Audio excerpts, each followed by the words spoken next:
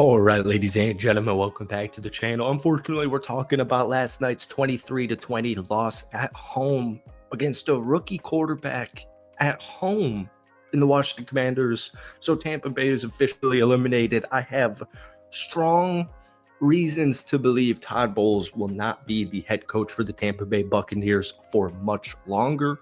We'll talk about that. We're going to talk about this game. Cloudy, crappy day. I think it's going to rain in a couple hours here in the Tampa area. I can't believe they lost that football game. I really can't. The mismanagement of the clock drove me crazy, and it happened twice. It happened at the end of the first half. It happened at the end of the game, and the Bucs defense just could not stop a rookie quarterback on your home turf. But it wasn't perfect. There were a lot of flaws. There's blame to go around for a lot of people, or I should say a lot of groups, rather. Baker Mayfield, for example, we don't really know what happened. He fumbles the football and pretty much, gives Washington, a free, easy touchdown. Baker went 15-18 for 185 yards, 2 touchdowns, and an interception. I would say even though he had that fumble, he still put Tampa in a position to win this game, right? The run game wasn't as good. 25 carries for 101 yards. That's still 4 yards per carry. Bucky Irving had 77 yards. Still a good enough, decent run game, but not the Bucs we've seen all regular year, right? Not the Baker we've seen all regular year. But there's still a lot to build off of. I just think Todd Bowles, like I said, I don't think he's going to be the head coach for Tampa Bay for like the next 72 hours, but we're going to keep you guys updated on this channel. But before we get into it, hit that like button, hit that sub button for daily Bucs and NFL content. Try and get this video to 100 likes, folks. That would mean the absolute world to me. So they got just brutally demolished in time of possession. 35 minutes to Tampa's 24. They ran 69 plays, the Washington Commanders. Tampa had 44. I mean, it was crazy. Jaden Daniels, 3 of 5 on 4th down, 8 of 15 on 3rd down.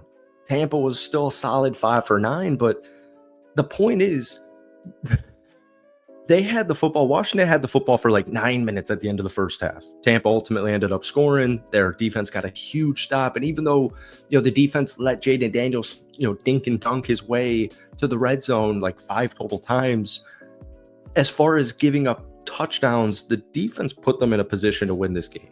All right. But clock mismanagement was just absolutely insane. And so what ends up happening is Tampa, doesn't get the ball for 5 minutes. They have a nice little drive. They can't convert on like 3rd and 1 because we're not sure if, Graham Barton maybe was a little bit slow. It kind of looked like Graham Barton was a little bit slow. The Baker Mayfield fumble, we don't really know if it was, miscommunication, bad timing with the center, Graham Barton. We don't know if J-Mac was there a little bit too early. We don't know if Baker just kind of botched it. There's some questions there, but as far as just, getting the job done, that Tampa didn't do it and Washington did it. And when you let a rookie quarterback come onto your home turf and they don't have a single punt and they don't have a single turnover, they're in a really difficult spot to win that game. The defense can only do so much. They only gave up 23 points. At the end of the day, when you're at home in a playoff game and you score 20 points, you're just not going to win it. All right. This defense, the secondary, obviously it's completely decimated. Antoine Winfield is back, but it's just decimated. And if you've noticed, the last couple of years, Tampa's done a phenomenal job at drafting talent, whether it's guys like Yaya Diaby, Servancier Dennis, you have Kalijah Kancey, obviously. Tampa's done such a good job drafting both offensively and defensively. Bucky Irving, Graham Barton, J-Mac, Cade Otton. The list goes on and on and on in the last like 2 or 3 years. So I highly anticipate this year, whether it's free agency, draft / both, that defense is going to be a high priority. I would love for Liam Cohen to be the just official head coach for this team. Go out there, get a new DC, get some new coordinators going. But like I said, we'll keep you updated on that. As far as Mike Evans won the Marshawn Lattimore battle, 7 catches, 92 yards and a touchdown. Outside of that, not too much production. There was that 9-minute drive, and I keep bringing up these long, sustained Washington drives because, Baker threw the ball 18 times. He averaged 10.3 yards per completion. He had a good game statistically. They just barely had the football. Defensively, I really think it's just as simple as this. Like, let me pull up some red zone stats here because they bended, but they did not break. All right. Fourth down efficiency, once again, 3 of 5.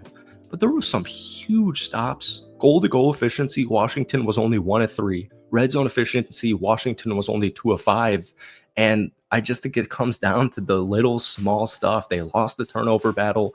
They could not stop Jaden Daniels from throwing. Jaden Daniels just felt like he was completing every pass he threw, especially on that last drive he did to win the football game. But he lost the turnover battle. He had 7 stupid penalties for 65 yards. They just kind of shot themselves in their foot here.